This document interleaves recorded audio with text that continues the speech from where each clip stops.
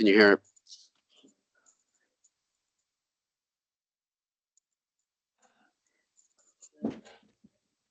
Test, test, test, test, test, test, test, test, test. That's because I don't have the speakers turned on. Test, test, test, test, test.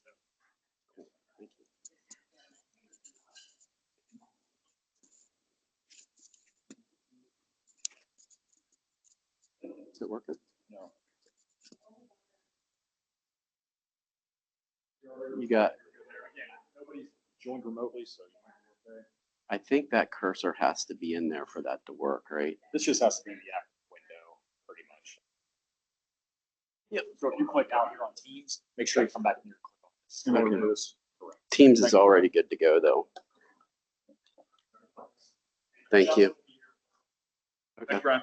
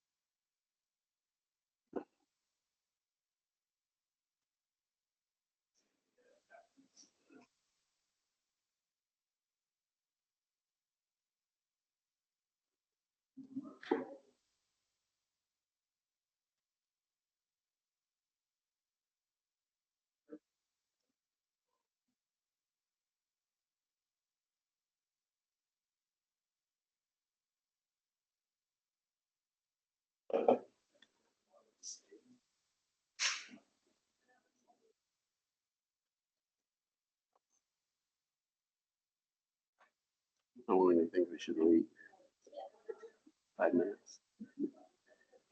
Sure. I don't want to go too.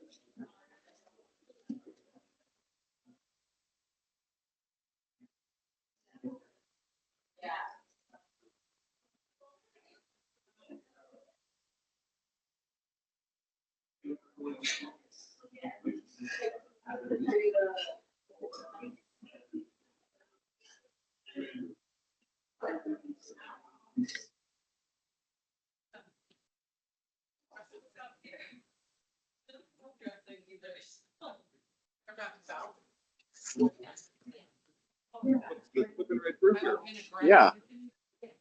Give it a couple, 3 more minutes.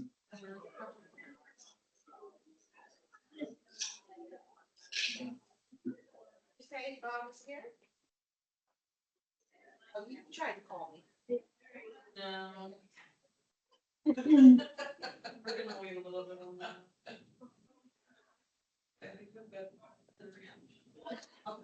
Okay, you go ahead. Yes, sir. Okay. Sound a little. Good afternoon.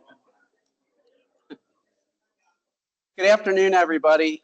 You can continue to go through the line and get your food. We're going to go ahead and get started. We have a lot we want to talk about and share about today. Matt and I put together a RLPSU. We've called it From 250 Valleybrook to the Ends of the Earth. We're going to be sharing about some trips we've done across the globe here in the last year, doing some volunteer work. But this first slide is a slide of Matt and I from back in the fall. We did the 4-state challenge on the AT Trail. The challenge is to hike 40 miles in 24 hours and cross 4 states.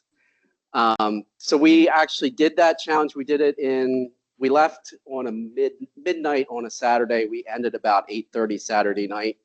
And if you're asking why in the world did we do that, I asked myself the same question as we were dropping down into Harper's Ferry and had like another 8 miles to go. And I'm like, what did I get myself into? But that's more of a story for another day. But I wanted to share a little bit about this, just to give you 2 questions to think about as we share about our trips and what we've done. So the first question is, who are the people that are part of your support network?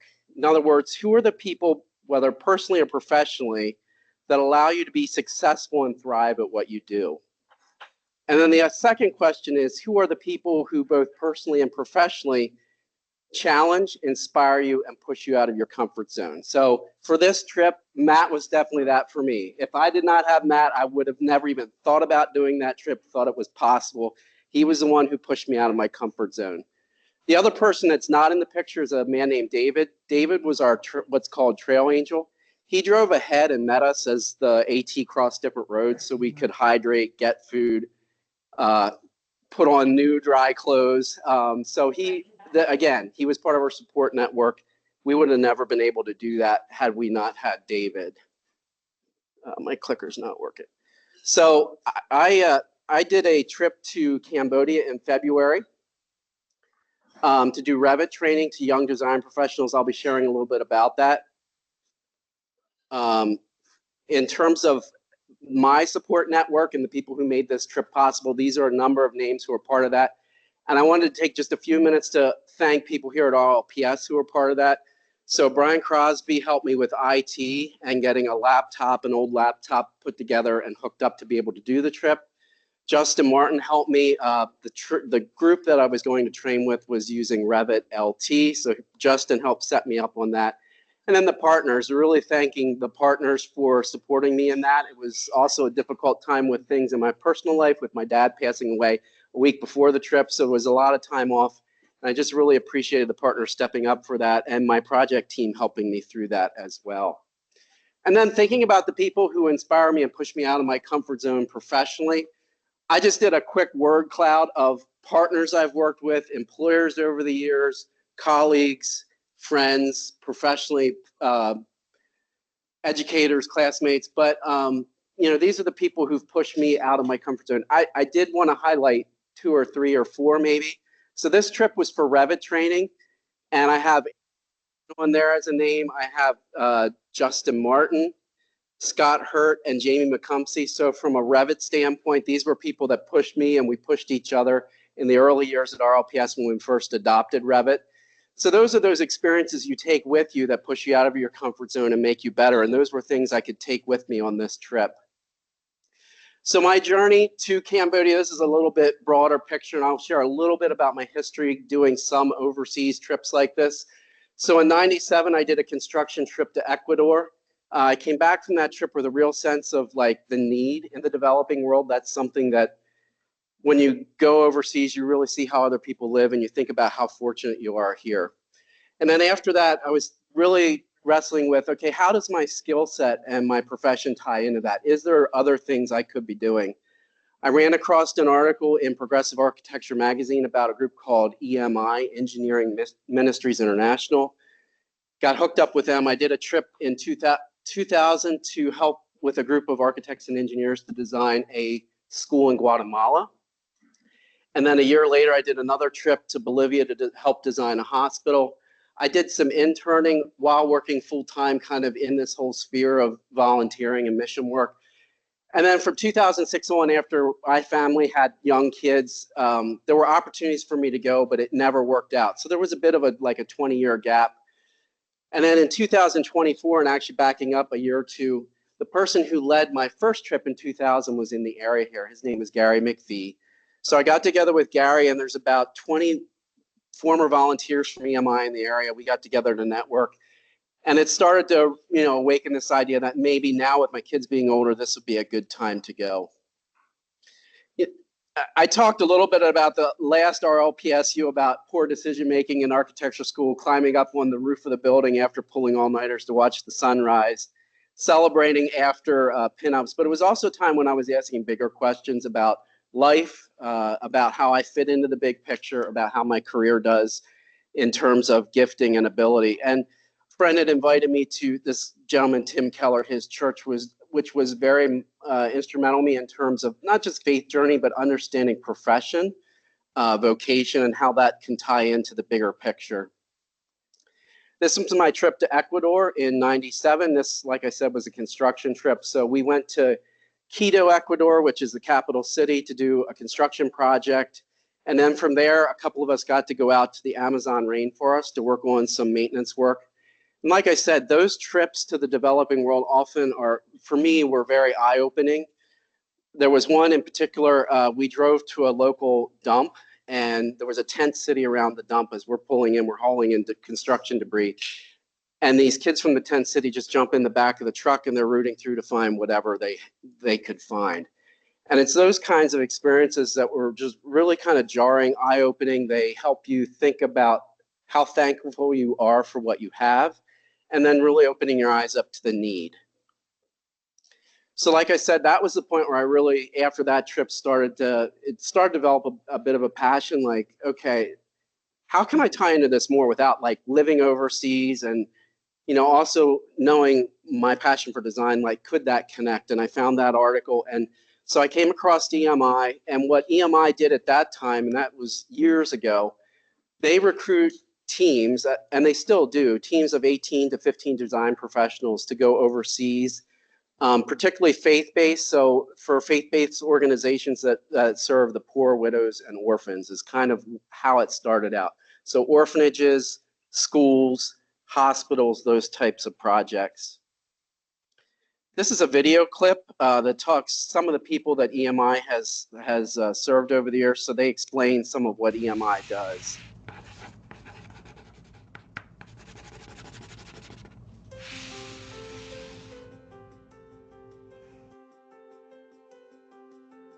To be honest with you, I had great expectations of this, and I wasn't sure that the EMI could meet my expectations. They have actually blown my expectations out the window. It's incredible what these teams do. EMI, we believe, understood our goals, understood our vision and our mission. EMI probed the dreams, probed the vision, and got the plan in place. The fact that you're able to take something that we share verbally and the vision that we may have in our head or on pieces of paper, and then translate that into a creative design. I mean, that's just got God marked all over it. It was really neat watching the EMI team kind of synthesize all the thinking of the Guatemalan people and get that down into 3 phases and what was included in every phase. From this step, from here, we know, we start here, we know where we're going next. They worked hand in hand with the executive director. They helped him to put some of those things on paper, which he couldn't do himself. It's a whole deal. It's the civil engineering, it's the structural engineering, it's the architecture, it's the water usage. They're pulling together all these various technical avenues that I didn't even know existed that in basically under 10 days come up with a building, a plan, everything that is what we need. They have to look around, ask questions, how did they build here? They don't just come in with this North American mentality that we know everything and you guys just don't know that much, so we're just going to come and do it for you. No, it's more of a partnership and learning together of what will work best. In a sensitive program like this, it's vital to have the right building. The design is fantastic. This, if you see the way the layout is, it's initially we're dealing with seniors, so we're not thinking triple, 4-story buildings. One of the key things we want in a custom-built building is counseling rooms that are well. So that just some video clips there in terms of what EMI does. The trips are typically a week to 10 days, sometimes 2 weeks. They're charrette, similar to what our charrettes are. So you go, you learn kind of what the local building conventions are, you learn about the program, you meet with the people there, do several design iterations, present, and then leave with a design. This was my trip to Guatemala in 2000. So this was to Zacapa, Guatemala. EMI had already sent a team down there to do some master planning. I went with the team and we were going to design a school as part of that orphanage. So a few pictures there.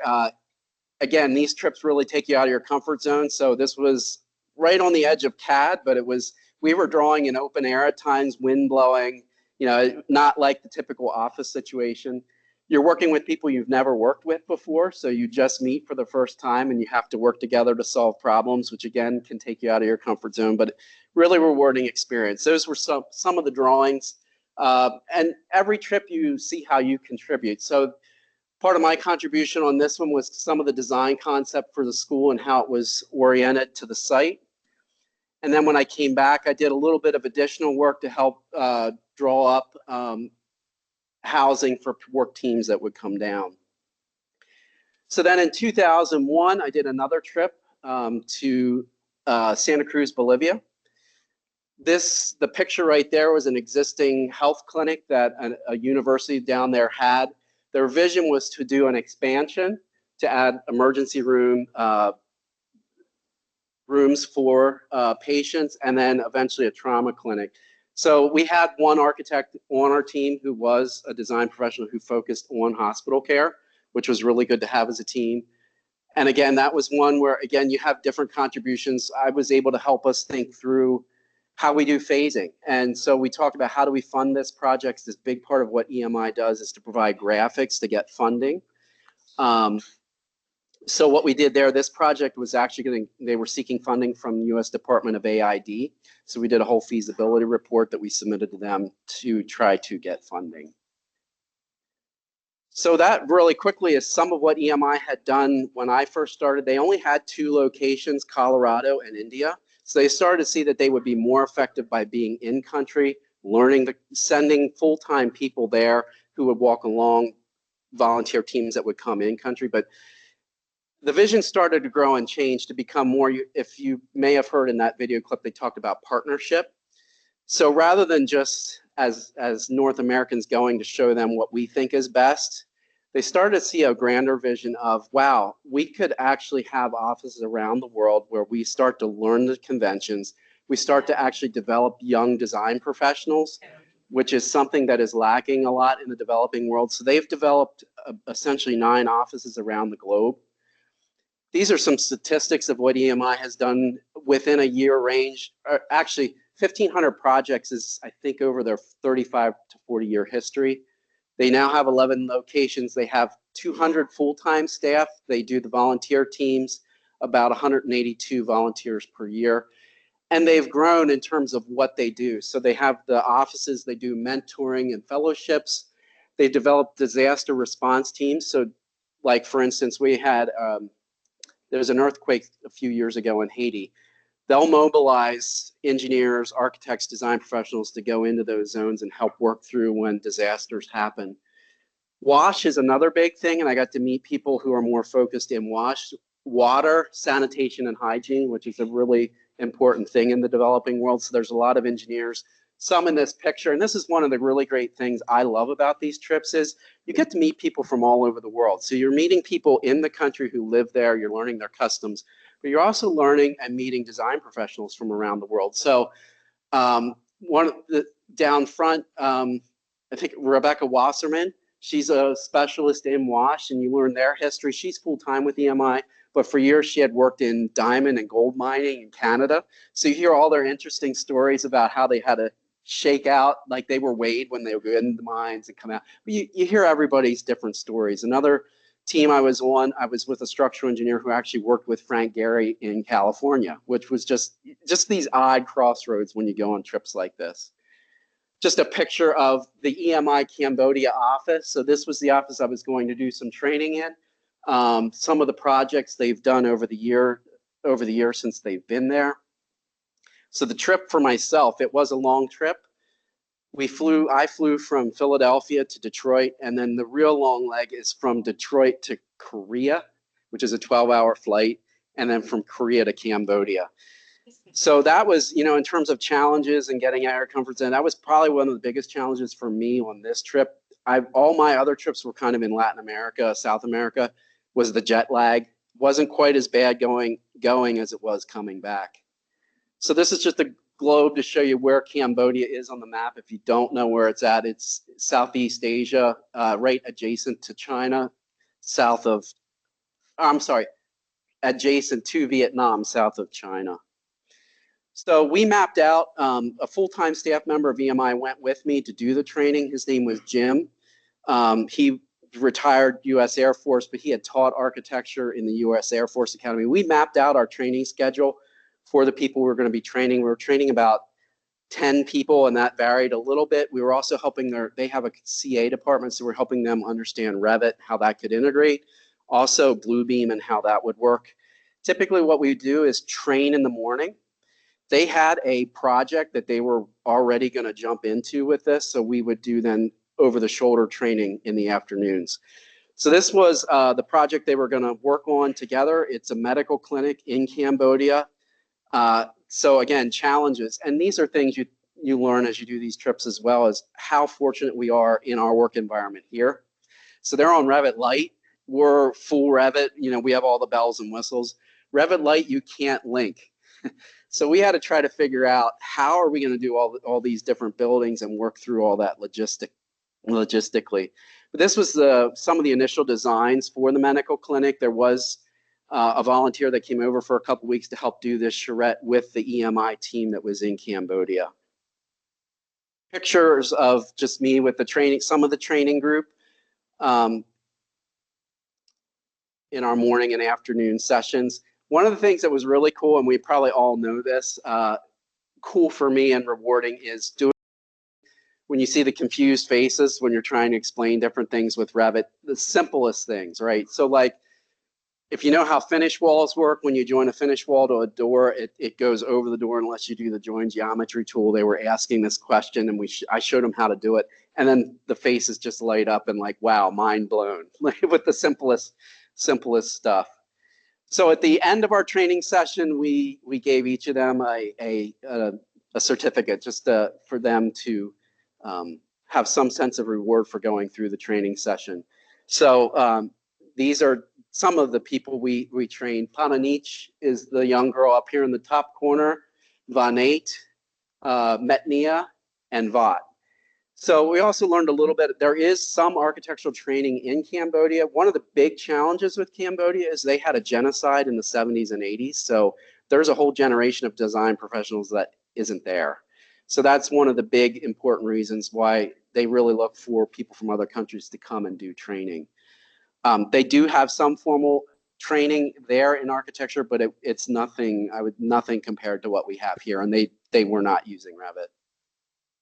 Another cool thing we got to do with some of them is we had a worship session, do some worship sessions, which for me personally is really cool to do with people from another culture. We've continued, so I do training with them now. We're on a 12-hour time difference, so Tuesday evenings, twice a month, I'll get on Teams at about 10 o'clock to midnight, and we'll just talk through things they're bumping up against the wall with. But they've fully adopted now, and they're doing all their projects in Revit. So these are some pictures I had hoped, usually on these, and I could show a ton of pictures from all my trips, but I had hoped to get to Angkor Wat. Angkor Wat is several hours north of Phnom Penh. I didn't get to do that, but I did get to see some cool architecture. So this is the Royal Palace. Another picture at night. Now I'll share about some of my escapades through the city. This is the Independence Monument. So it's celebrating the independence of Cambodia from France in the 50s.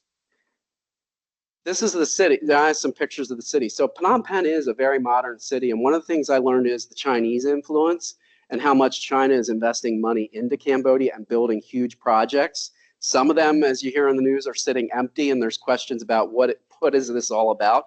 But there is a strong Chinese presence in Cambodia and a lot of building and architecture going on.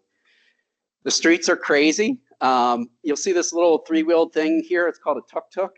That's how I got around the city. So I had an app similar to Uber. It's called Grab, and I loved it because you put your credit card in.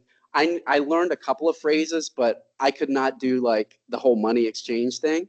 So I could put in the tuk-tuk where I wanted to go, and it would show me it's just like Uber. And these little guys would show up, and these little scooters would show up. You climb in, and it takes you right where you wanted to go. So I ventured. Jim and I traveled with some of the EMI team, but a couple of evenings I went out and just adventured on my own. It was the dry season there, so Cambodia basically has two seasons. They have a dry season and a wet season. I was in the dry season. It was 90s and sunny every day, and humid to some degree. The wet season is a whole different thing. I mentioned wastewater, sanitation. So one of the WASH people was telling me about how rainy season is not always real fun because the city floods. And you can imagine the MI team has actually helped them work through their public water system to have more of a developed public water system in Phnom Penh. They're all privately owned utilities, but sewer is the next chapter that they're working through. So rainy season sewer, you're driving through streets and everyone wears rain suits and goggles. And she said, when you're riding on your motor scooter, you're saying, don't put your feet down, don't put your feet down, don't put your feet down. But eventually, sometimes you have to put your feet down. But it's just, some of those things that make you feel really thankful for what you do have. So I was primarily in the city. There are different areas in terms of more well-to-do, more business oriented. Some that are a little more financially stretched. So the world is a small place.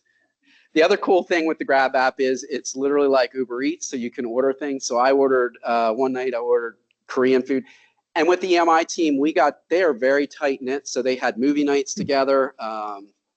They were doing some trips that I was part of. They did some outdoor trips, did dining. So we ate Kenyan food, we ate Korean, we ate Greek. I forget what else we ate. But anyway, on that Grab app, I ordered Papa John's one night, and because my wife's gluten-free, I texted her and I said, even in Cambodia. And Cambodia has IPAs, which again, I did a little bit of research and found where we could run and grab a quick IPA.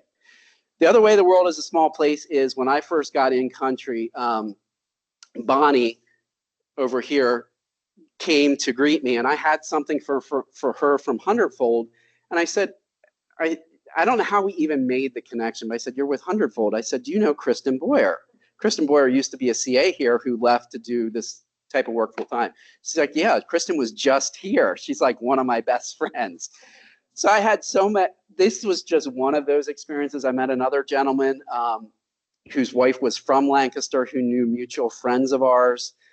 I was at our hotel and met another guy who was from California.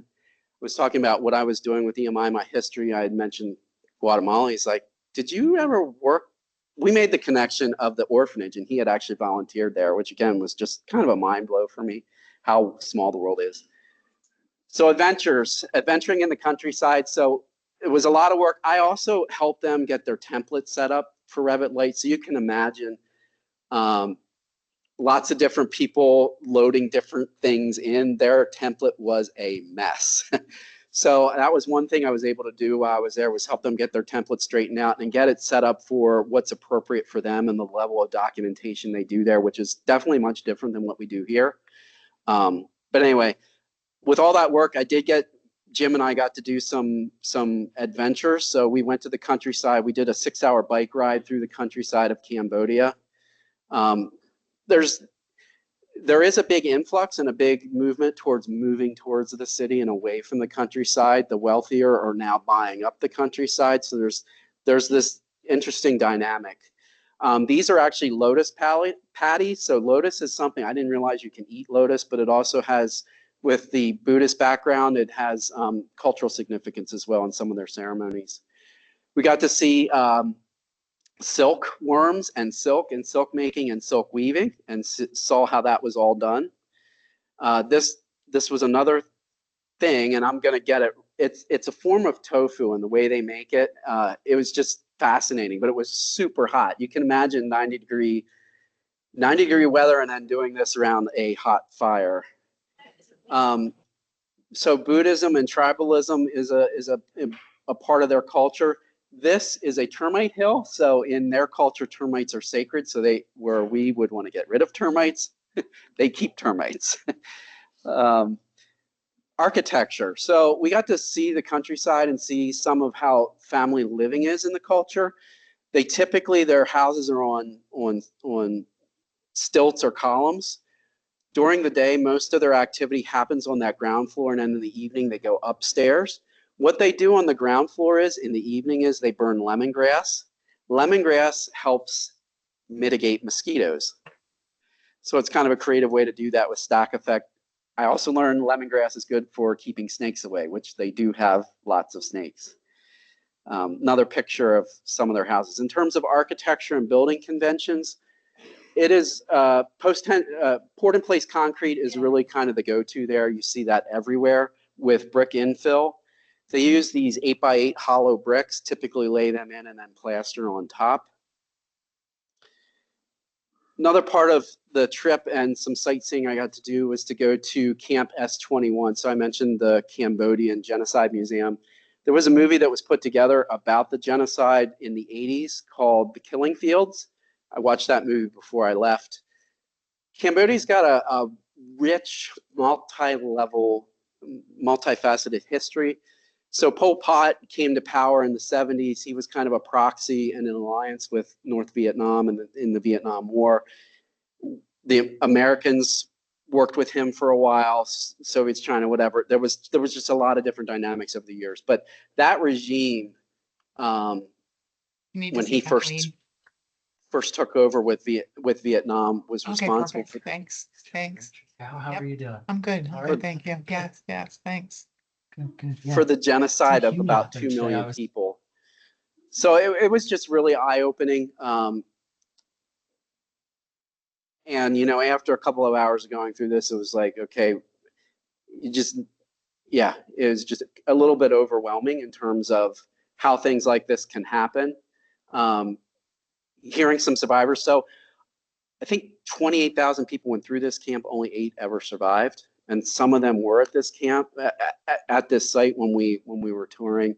You hear their stories, very powerful, in some respects very redemptive. But then also hearing about how evil can happen, and forgetting history can lead to these things happening again. These were just, again, some of the pictures. But on the other side of it, it is all about people. So, there's that juxtaposition of current events that happened in history, but then also the hopeful things that happen. And so for EMI, their tagline is designing a world of hope. And that's what's, for me, doing these kinds of trips is really, really rewarding. And so there's a bunch of different images here from some of the different trips, some of my EMI teams. That picture up there, that guy who doesn't have gray hair, is me with another gentleman called, his name was Otto. So Otto was the security person at the staff in Guatemala. I got to know him. You know, just really cool things where you get to connect with people by pushing yourself kind of out of your comfort zone. I knew a little bit of Spanish when I met Otto, but we had some of those awkward moments at first, but we were able to bridge the gap, and those kinds of things are really, really rewarding. So I'll leave you with this. I started with that question. Who is your support network, and who are the people that push you? So flip that. And who are you the support network for? And who could you be the support network for? And who could you push? So our mission here at RLPS is inspiring people, transforming lives. We do that here in our 9 to 5. We have the 8 hours of volunteer time we can use, which is a great thing that the partners give us. Lots of people volunteer here doing different things. So I just wanted to leave you with that maybe as a challenge to think about. You know, we all have different skill sets. We all have different crafts. Gifts, abilities, personalities, and I even put scars on there. So scars make us better, right? Scars are the things we learn from, and they make us who we are. Those are all things we can use, whether it's here in our day-to-day with each other, with our clients, or outside the office, that we can really use to help people flourish and thrive in what they're doing.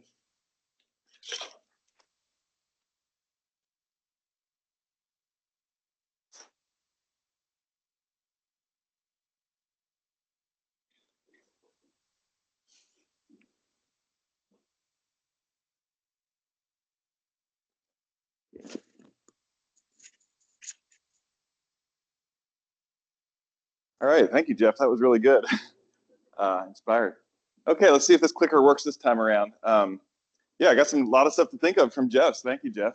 I think you'll see that there's similarities between Jeff's experiences serving and the Barley Family Service Project. But yeah, let's dive right into it. Maybe the clicker's not working. So a little bit of an agenda for what I'm going to be speaking about, thinking about the power of time off and how that's related to the creative process.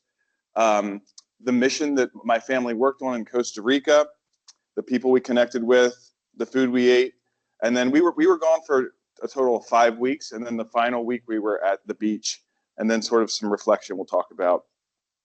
The power of time off for my family was inspired by work that we'd done in the past, but also a TED Talk by Stefan Sagmeister.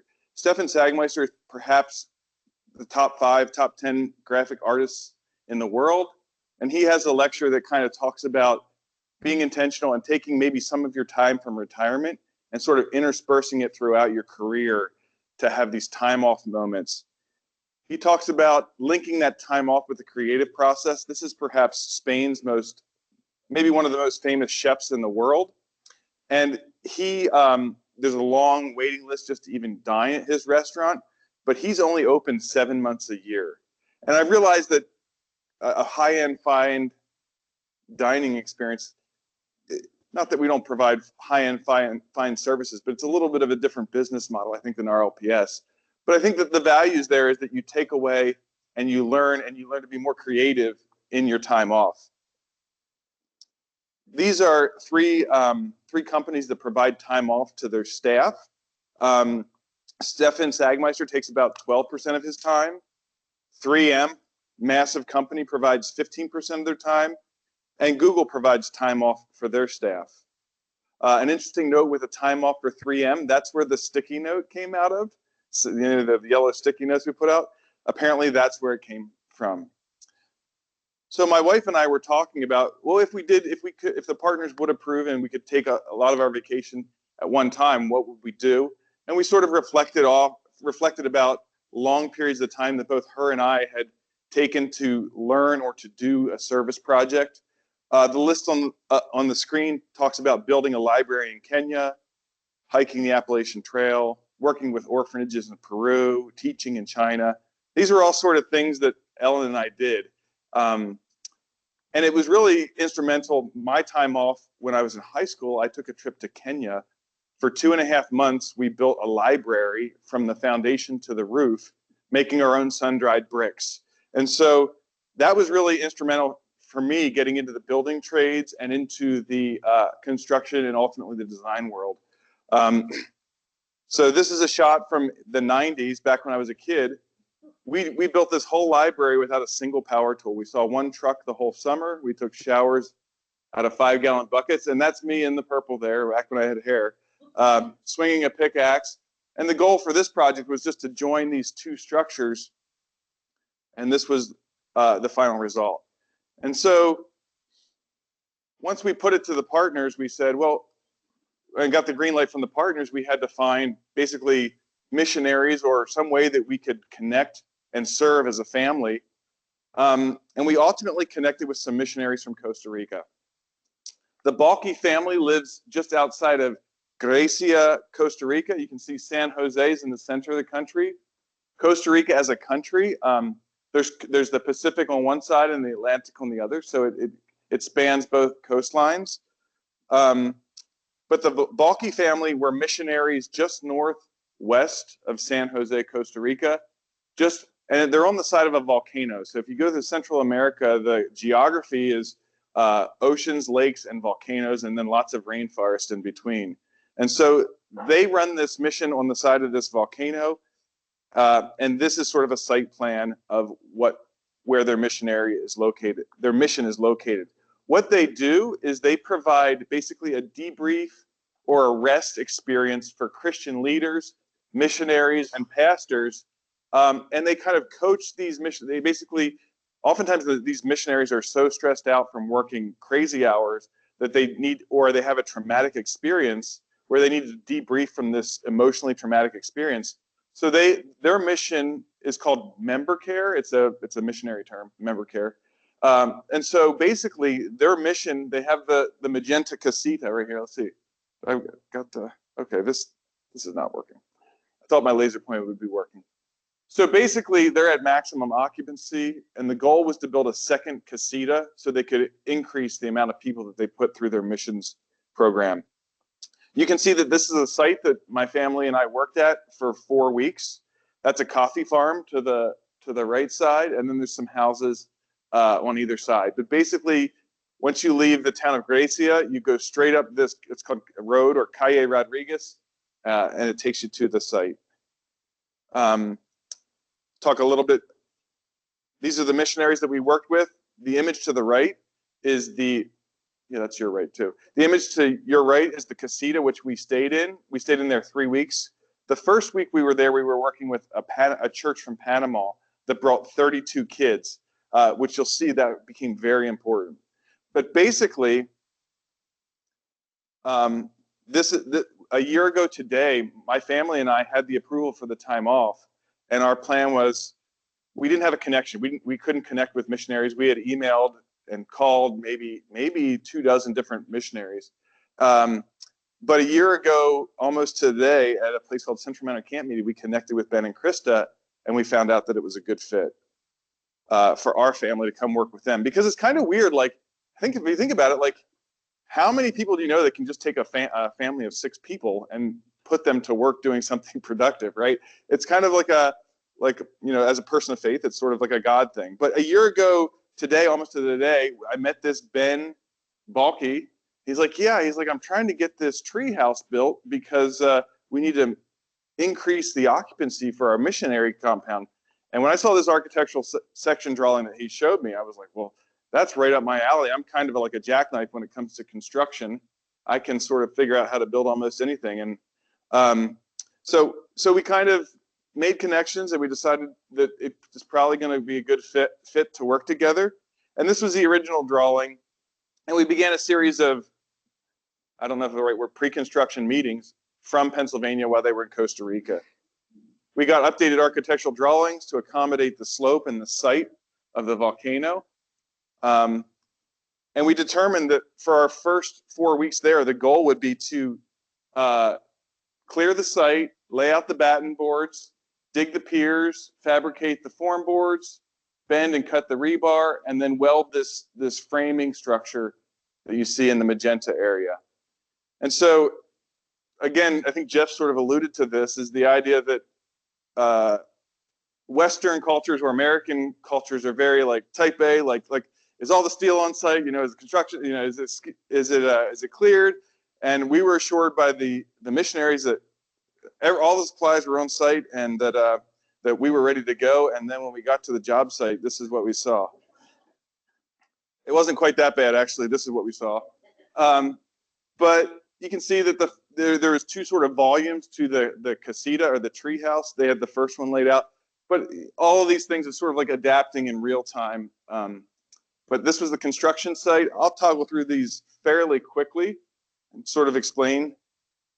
A lot of site clearing, cutting down trees, making way. This is Gerardo. He was one of the leaders from the Panama team. Laying out the batten boards, locating where the columns would go. Batten boards, columns. It was like reverse. If anyone's not done this, it's sort of basically like reverse engineering. What's the siding? What's the sheeting? What's the framing? What's the substructure? And you basically have to calculate backwards to get to where these piers are going to go, or the columns. So it was a lot of fun. It took me back to my days as a contractor. A lot of head scratching. Locating the footers, digging the footers. It was fortunate we were, like I said, we were on the side of this volcano with coffee farms all around us. But fortunately, the soil was very soft, so you could dig with a shovel and a crowbar. But because the soil was soft, and again, there's no codes with any of this, it's just like, and it's on piers. It was just amazing that, like, I'm just used to a footer, like, and so it was quite a bit different. But this is some of our kids in the evening. The kids would play on the construction site. I don't know if that's allowed, but we allowed it in Costa Rica. Where possible in the construction site, we had our kids out there working with us. But you can see that this first week there, the first week in January of 2024, this Panamanian team was a huge help. They had 32 high school age kids, and they were digging these footers and sort of prepping so we could start ordering the form boards, you know, basically doing materials calculations, laying out how much materials we needed to have. Just going through laying out the form boards. This is Franklin. This is another staff member from the church in Panama. Fabricating, cutting the form boards. Here are some of the form boards. Rebar work. It's all, if you haven't done this kind of work, it's rigorous, but it's a lot of fun. And sometimes it's just sometimes construction is it's an art. It's a lot of fun. Here's a picture of my wife Ellen bending and tying some of the rebar. For one of the weeks, our cousin William from East Petersburg, he came down and helped bend some rebar. Within this first week, we actually dug and cut, and we made the form boards, and we were able to begin actually pouring some of the concrete for the footers. This is looking down into the form boards.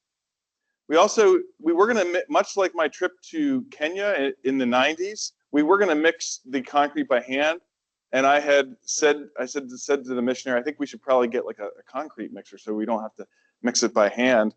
But the missionaries are very thrifty and frugal, and he wasn't sure about that. But eventually we persuaded them to actually get a concrete mixer. Here's some more of the boys digging. So this was our concrete mixer. I'm a little out of sequence here, pardon me. Once we mixed the concrete, we'd pour it into wheelbarrows, and we had to carry it up the hills and pour it up to the job site and pour it into the columns. Another shot of the kids. Yeah, so this is the slide I was looking for. But when we got the concrete mixer on site, we had to get over 300 yards of wire and then we had to get the right breaker. All these logistics that aren't quite as seamless as working in the United States, having to figure these things out. But it was a lot of fun. That's how we poured concrete. Basically, wheel it up the hill, pour it into a chute, and then down into the footer. This was Jose, one of the gardener, but he actually did a lot of the work with the concrete. Here you can see the columns and so because it's a tropical climate and there's a lot of termites there, all the framing was out of steel. So we basically bolted steel to the footer. And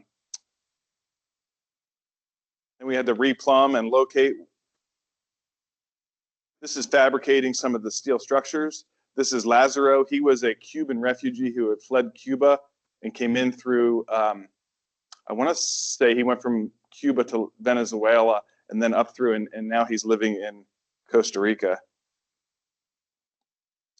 Once we, so I'm jumping ahead here, but it wasn't until the 4th week that we started to actually do the framing for the metalwork.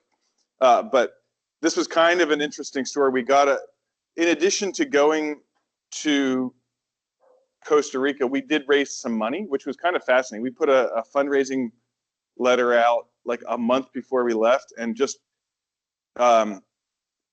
people were very generous with money. It was amazing. I was like, oh, are people going to give money? But it was amazing how much money. And we were able to raise so much money. We raised $4,500 just for the missionaries. And so that $4,500 that went straight to the missionaries, that paid for all the construction materials while we were there. It paid for all the tools, all the labor, the day laborers that helped us for the 4 weeks where we were there. And there was a little bit of money left over. So it was nice to be able to see that money that was given to us to give to them just bless their mission.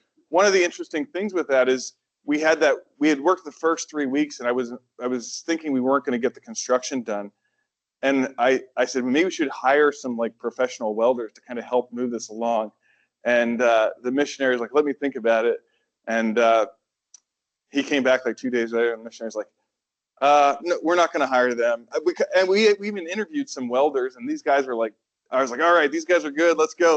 Let's roll this, get it fabricated. And the missionary was like, I decided not to go with them. You're going to have this Cuban refugee who's never welded. And so it actually worked out really great. Again, I picked up a lot of Spanish when you don't, Lazaro didn't speak any English. So picked up quite a bit. Here you can see we're using water levels, like no laser levels. So we leveled this with the water leveled. This is a shot of me stick welding. Stick welding is pretty much right up my alley. I like doing that kind of stuff. So shot of that. I did take some hand tools with me. So this is a collection of tools that I took from the States, just as somebody who works with their hands a lot and makes things, sort of partial to my own tools. So I did take some of my own tools, the hand tools. So this was our goal for going down there for the 4 weeks of construction. And then you can see we got primarily most done what we had prepared to get done. So they have to do one layer of subframing and some subfloor, and then the construction above. But it'll be an ongoing process. There's a couple shots here of just work that my family did while we were there. The kids were heavily involved with doing projects around the compound, painting sheds, gardening, doing odd jobs, cooking food. The missionaries had 2 puppy dogs, which our kids loved. Here's some shots painting. The missionaries also had like this pizza oven that was just delicious. So they would make homemade pizza all the time. But with any of these large sites and missionary compounds, there's just always tons of work to do for kids. Of course, my wife homeschools, so that kind of is nice with the flexible schedule there to where you can do schooling remotely. So that was a nice option. A couple shots for some of the people we met. The missionaries, Ben and Krista Balke, Lazaro. Let's see. Yeah. Lazaro, I'm sorry, that was Jose. Jose was Nicaraguan. A lot of Nicaraguans come into Costa Rica. Put simply, Costa Rica is sort of like in a much better financial situation than its adjacent countries. And so there's a lot of immigrants that come to work, and the Nicaraguans they just work so hard, and they're very happy people.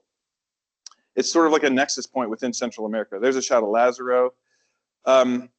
Like Jeff mentioned, connections. This is a missionary that I spent the summer, I want to say the summer of 2000 with in Poland, and he and his wife were missionaries in Costa Rica, so we got to catch up with them.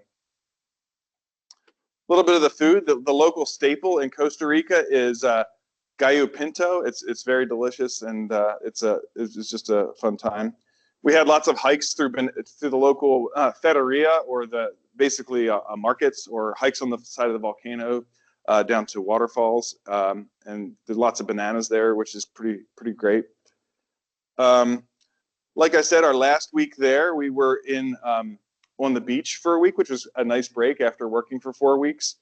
We went to Guanacaste, the Peninsula de Nicoya, and it's what is called a blue zone, and that's an area where people tend to have a healthier diet and live longer lives. So we took a rental car out to the coast to this little area, and it was kind of nice because it was just like it wasn't really built up, so it was a very walkable place, all dirt roads. There wasn't tall. It was very residential in scale. I do have a couple of shots here of. We didn't stay at this place, but this was a place that was being built at Playa Grande. But architecturally, I thought it was interesting. Again, branding and signage as you come into the residential houses. I thought how they treated materials and landscaping was quite nice. And so I took some pictures of it. One thing that they didn't have in Costa Rica that we have on all of our projects is sloped bathroom floors. Even brand new hotels we stayed in Costa Rica, where you walk into the lobby of your hotel room and you have a shower that's like a European shower. There was no slope in the concrete, which was just like maddening because you take a shower and come out into the brand new hotel. Like, how do they do this? A couple architectural shots.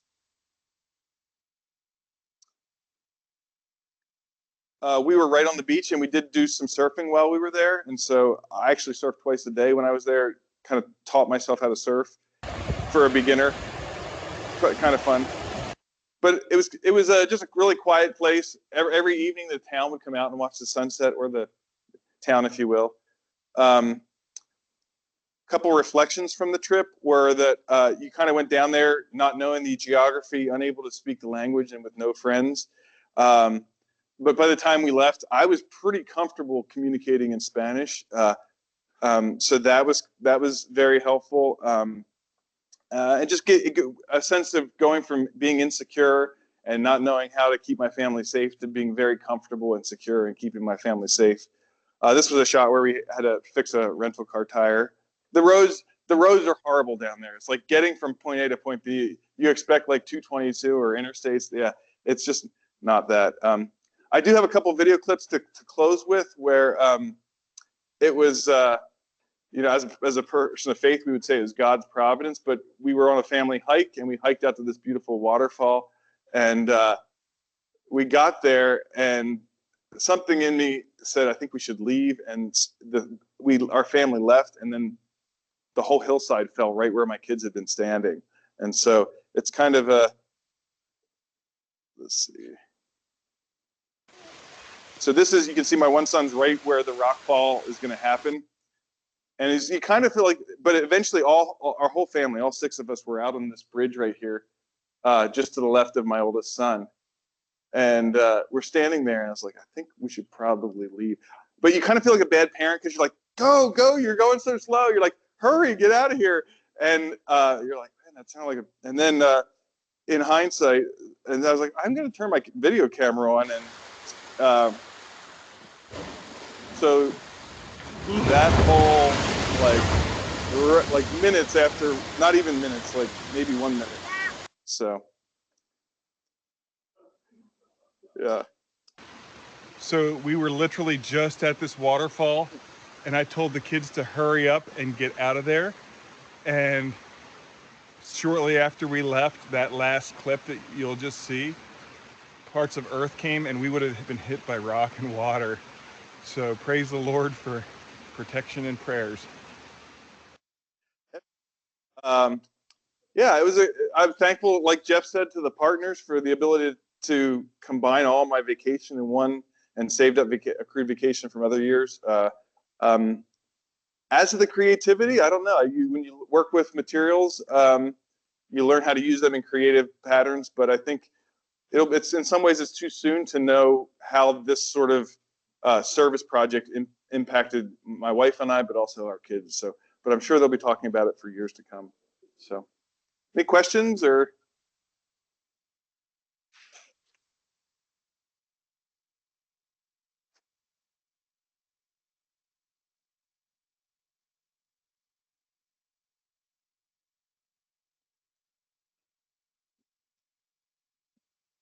Ditto.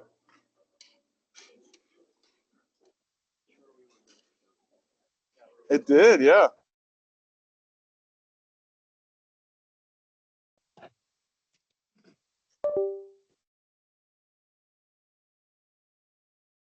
Thank you. Yeah. It's great. Oh, thank you. Yeah. Thanks for the opportunity. Yeah, it's pretty cool. Really cool. Awesome. Thank you guys. Yeah. Thank you. Great experience. Oh, It's like we talked about, you know, when we were young. yeah. Thank you. Yeah, it was a good experience. Your little girl might. Yeah. Oh yeah. Yeah. So, is he a little protective of his brothers? We would have liked His thoughts?